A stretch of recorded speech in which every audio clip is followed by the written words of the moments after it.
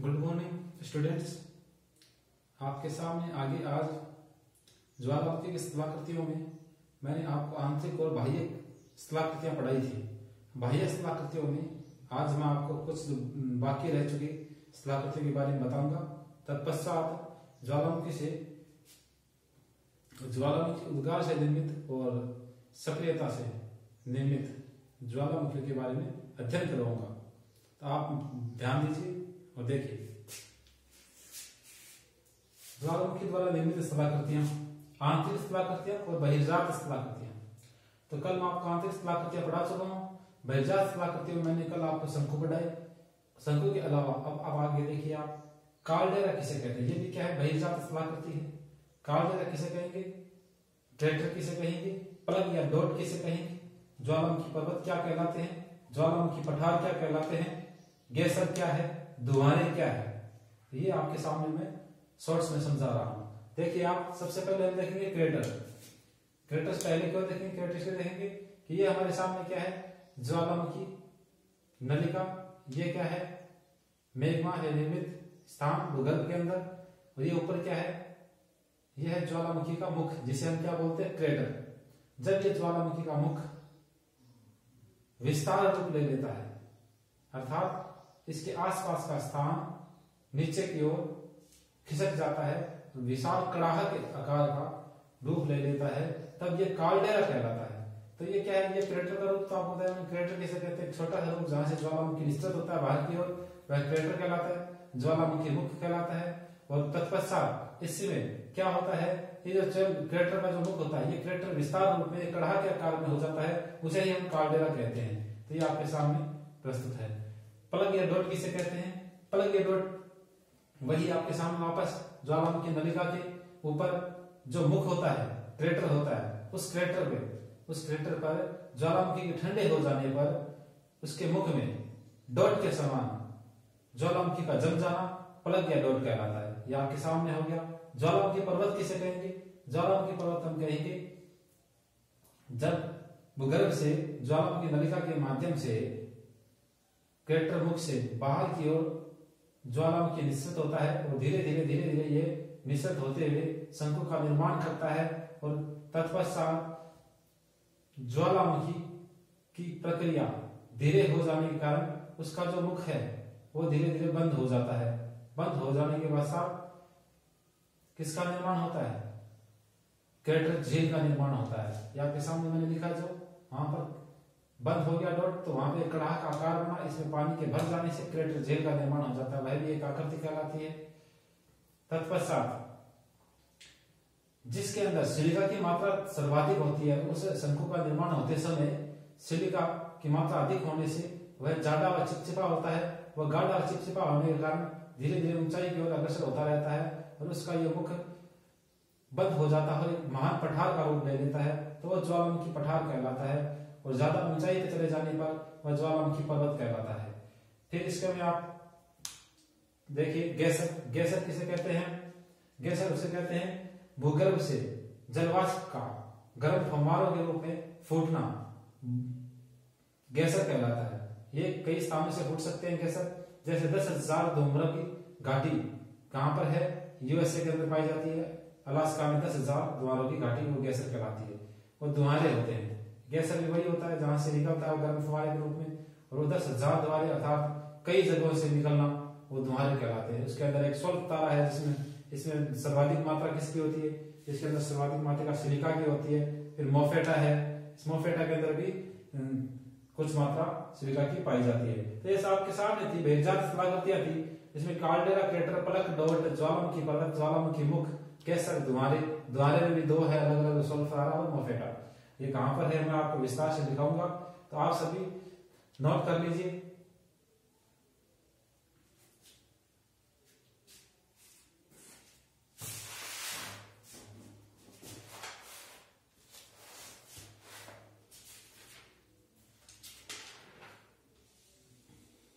तो आप सभी सबसे पहले लिखेंगे कालडेरा किसे कहते हैं।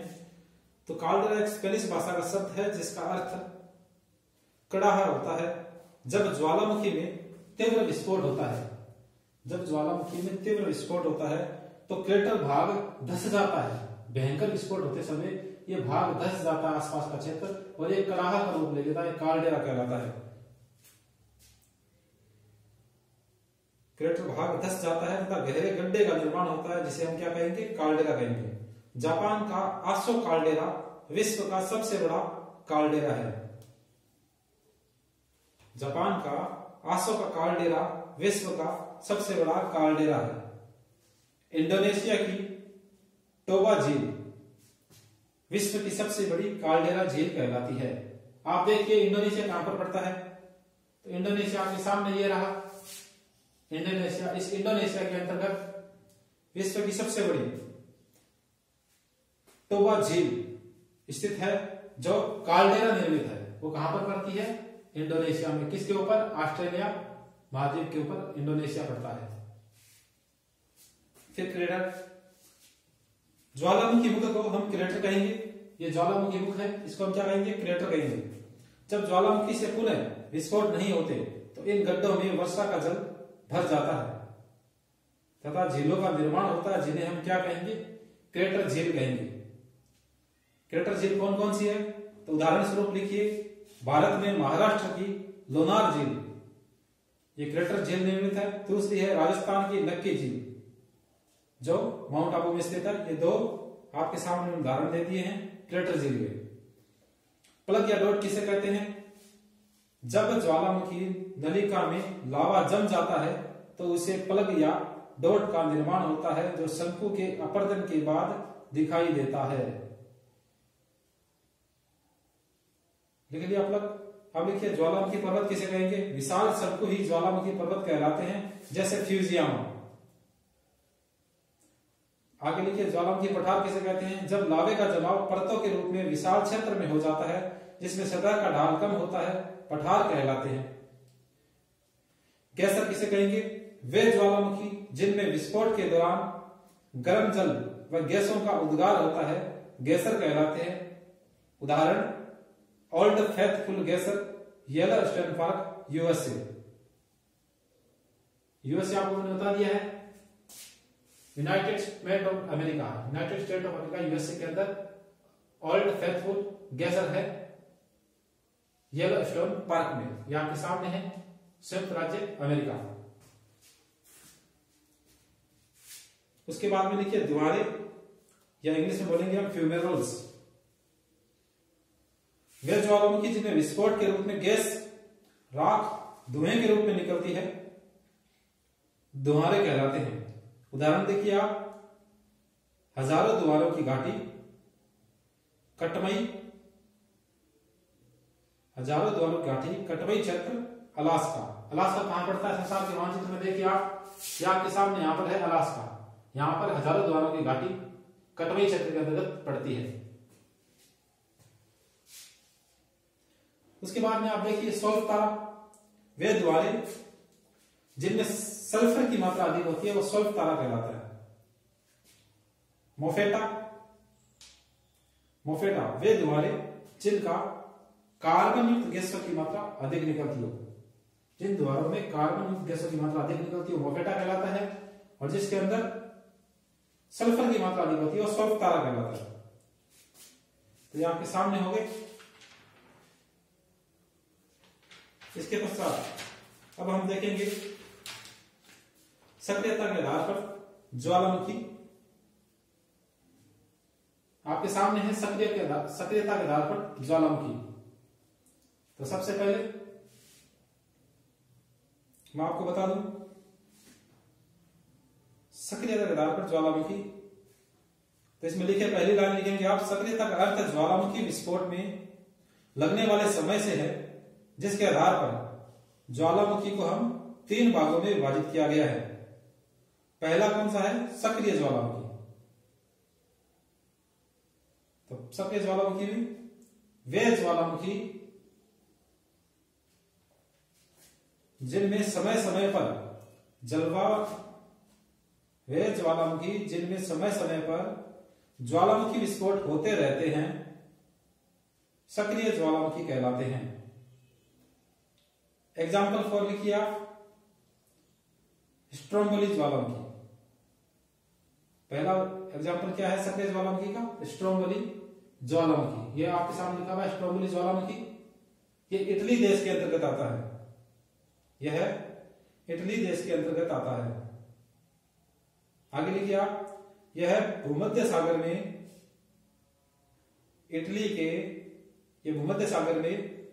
के लिपारी द्वीप पर स्थित विश्व का सबसे सक्रिय ज्वालामुखी है, जिसमें लगभग हर 15 मिनट बाद ज्वालामुखी विस्फोट होते रहते हैं। नेक्स्ट पॉइंट लिखिए, इसे भूमध्य सागर का प्रकाश स्तंभ भी कहा जाता है। किसे कहा जाता है? स्ट्रोम्बोली ज्वालामुखी को। तो आप देखिए, आपको मैं दिखाता हूं नक्शे में, संसार के नक्शे में आप देखिए इटली कहां पड़ता है। ये हमारे सामने यहां है भूमध्य सागर। भूमध्य सागर के ऊपर ये यहां पर पड़ता है इटली देश। इस इटली देश में लिपारी द्वीप समूह पर स्ट्रोम्बोली ज्वालामुखी पाया जाता है, जिसे क्या कहते हैं? भूमध्य सागर का प्रकाश स्तंभ कहा जाता है। तो ये आप देखिए। नेक्स्ट लिखेंगे आप किलायू यूएसए। किलायू ज्वालामुखी यूएसए, ये भी एक सक्रिय ज्वालामुखी है। इसमें लिखे, हाल ही में इसे सबसे सक्रिय ज्वालामुखी के रूप में माना जा रहा है। हाल ही में इसे सबसे सक्रिय ज्वालामुखी के रूप में माना जा रहा है। किलायू ज्वालामुखी USA, United state of America, उत्तरी अमेरिकी महाद्वीप में मध्य में पड़ता है। ये देखिए आपके सामने। तत्पश्चात लिखिए आप माउंट एटना ज्वालामुखी। इसमें लिखे, भूमध्य सागर में इटली के सिसिली द्वीप पर स्थित इसे विश्व का सबसे प्राचीन और सक्रिय ज्वालामुखी माना जाता है। वही आपको बता दिया भूमध्य सागर। ये देखिए भूमध्य सागर यहां पर इटली है। इटली में पहले कौन सा द्वीप था? उसमें स्ट्रोम्बोली में था लिपारी द्वीप। अब कौन सा द्वीप है इटली का? सिसिली द्वीप। तो सिसिली द्वीप पर स्थित है माउंट एटना ज्वालामुखी। ये माउंट एटना ज्वालामुखी सिसिली द्वीप पर स्थित है।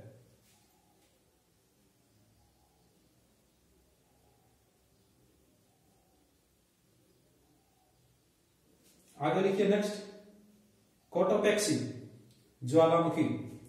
ये भी सक्रिय ज्वालामुखी है। कोटोपेक्सी इक्वेडोर में स्थित है। इक्वेडोर देश है ये देश काफी पड़ता है, आपको पता है। ये दक्षिणी अफ्रीका महाद्वीप में उत्तर में पड़ता है इक्वेडोर। कोटोपेक्सी, इसके अंदर लिखिए इक्वेडोर के पठार पर स्थित विश्व का सबसे ऊंचाई पर स्थित सक्रिय ज्वालामुखी है कोटोपेक्सी ज्वालामुखी। आप इसमें देख लीजिए कोटोपेक्सी कहां है।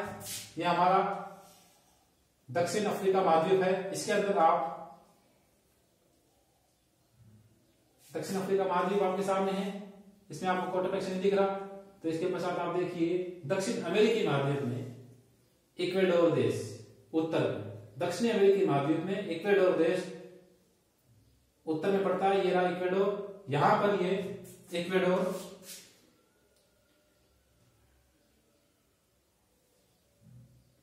देख लिया आपने। दक्षिण अमेरिका महाद्वीप में इक्वेडोर ये उत्तर में पड़ता है। इक्वेडोर के अंदर कोटोपेक्सी ज्वालामुखी स्थित है।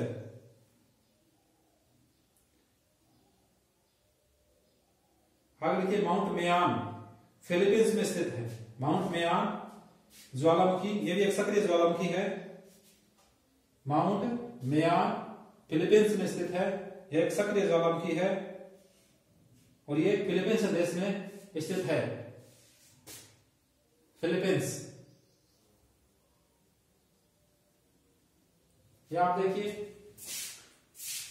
इसमें आप फिलीपींस देखिए कहां पड़ता है। फिलीपींस अपने पड़ता है यहां पर। ये जो एरिया है जिसे आपने बोलते हैं दक्षिण पूर्वी एशिया महाद्वीप का एरिया, यहां पर फिलीपींस पाया जाता है। मैं आज आपको पढ़ा रहा हूं, मैं साथ साथ में दिखा रहा हूं। क्यों दिखा रहा हूं? क्योंकि आपको पता रहे कहां पर है। फिर आता है माउंट इरेबस, अंटार्कटिका महाद्वीप पर स्थित महाद्वीप। माउंट इरेबस ज्वालामुखी सक्रिय ज्वालामुखी है जो अंटार्कटिका महाद्वीप पर स्थित है। ये आपके सामने मैंने जो ये नीचे दिखा रखा है मैप में, ये व्हाइट व्हाइट दिख रहा है आपको सफेद रंग का, ये अंटार्कटिक महाद्वीप है। इस अंटार्कटिक महाद्वीप को यहाँ दर्शाया गया है। ये अंटार्कटिक महाद्वीप पड़ता है, आपको पड़ता है दक्षिणी गोलार्ध में। उसके ऊपर कौन सा स्थित है? Mount Erebus. Mount Erebus Antarctica महाद्वीप पर स्थित है। तत्पश्चात देखिए आप माउंट कैमरून। माउंट कैमरून सक्रिय ज्वालामुखी है जो अफ्रीका महाद्वीप में, अफ्रीका देश में स्थित है। माउंट कैमरून अफ्रीका देश में स्थित है।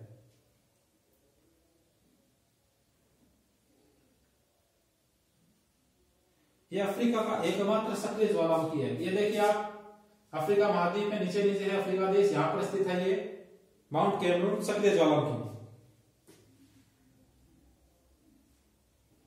अब लास्ट में लिखिए अपने देश भारत का बैरन ज्वालामुखी। इसमें लिखिए आप अंडमान निकोबार द्वीप समूह में बैरन द्वीप पर स्थित भारत का एकमात्र सक्रिय ज्वालामुखी है। अंडमान निकोबार द्वीप समूह में स्थित है। यह हमारा भारत देश, इस भारत देश में यहां पर यह अंडमान निकोबार द्वीप समूह है, इसमें ही बैरन ज्वालामुखी पाया जाता है। तो ये आपके सामने थे सक्रिय ज्वालामुखी। सक्रिय ज्वालामुखी मतलब समय से लेना, जो लगातार समय समय पर फटते रहते हैं, वही सक्रिय ज्वालामुखी कहलाते हैं। ये भारत हो गया। इसके पश्चात आप सेकंड लिखेंगे सुसुप्त या प्रसुप्त ज्वालामुखी। सेकंड कौन सा है? सुसुप्त या प्रसुप्त ज्वालामुखी। मैं मिटा रहा हूं आपको समझाने के लिए। आपके सामने मैं नोट करवा रहा हूं, इसे आप नोट कर लीजिए और ध्यान में रखें। तो आगे क्या होगा? आगे लिखिए आप सेकंड सक्रिय ज्वालामुखी उसका है। सेकंड ये लिखिए आप सुसुप्त ज्वालामुखी। इसकी परिभाषा मैंने आपको बताई थी। ये सबसे खतरनाक होते हैं। इनसे सुसुप्त ज्वालामुखी तीसरा मैं साथ में लिख दूं यहां पे, आपके ध्यान में रहेगा। मृत ज्वालामुखी,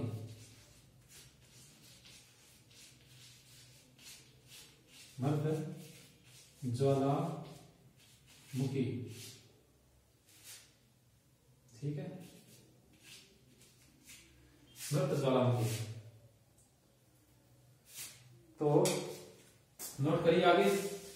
आगे आप लिखेंगे सुसुप्त ज्वालामुखी किसे कहते हैं? तो वे लिखिए सुसुप्त ज्वालामुखी वे ज्वालामुखी जिनमें एक लंबे समय से विस्फोट नहीं हुआ है,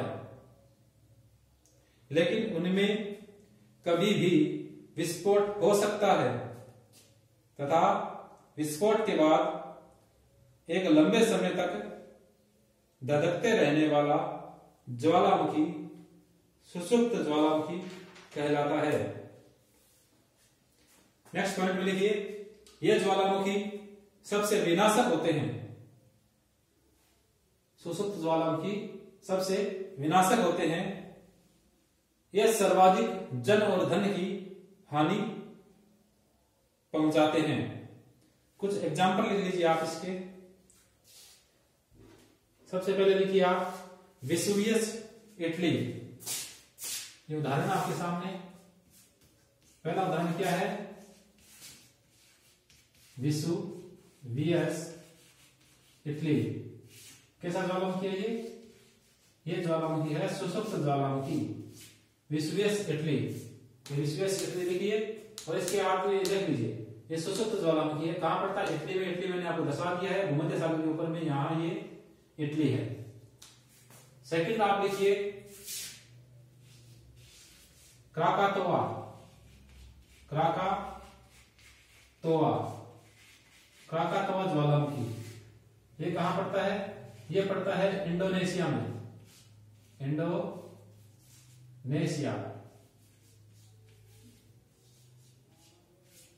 इंडोनेशिया में पड़ता है क्राकातोआ। ज्वालामुखी, ये भी सुसुप्त ज्वालामुखी है। इंडोनेशिया आपके सामने जो गुलाबी रंग में दिख रहा है, ये है इंडोनेशिया। इसके अंदर ये पाया जाता है क्राकातोआ ज्वालामुखी, सुसुप्त ज्वालामुखी। नोट कर लीजिए।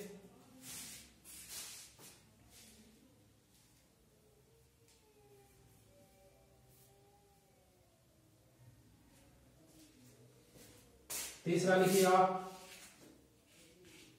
हिबक। हिबक ये कहां है? ये पड़ता है फिलीपींस में। फिलीपींस। इसके बाद में आप लिखेंगे यहां पे चौथा, और यहां लिखेंगे आप पांचवा। अब आपको बता दो ये हिबक ज्वालामुखी है, फिलीपींस कहां पड़ता है? वही फिलीपींस आपके सामने लिखा हुआ यहां पे दिख रहा है आपको, इंडोनेशिया जस्ट ऊपर फिलीपींस, मनीला में। यहां पर पड़ता है हिबक ज्वालामुखी।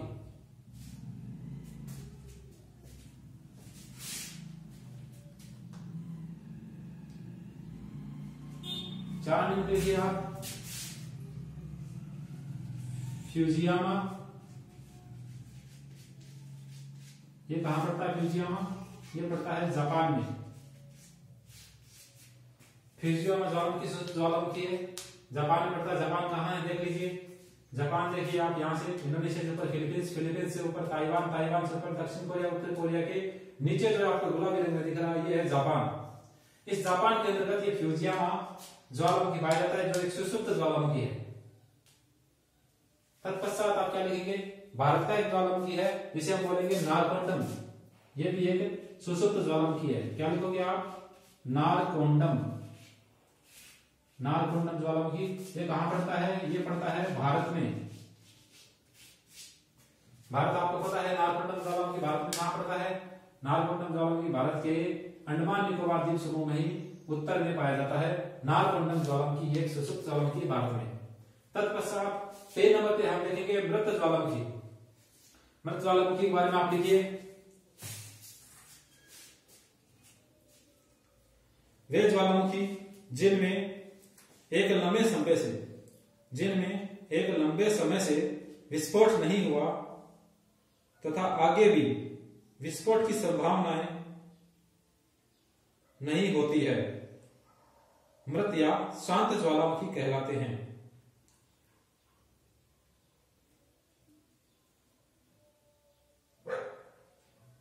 एक नोट लगा के पॉइंट लिख लीजिए। वास्तव में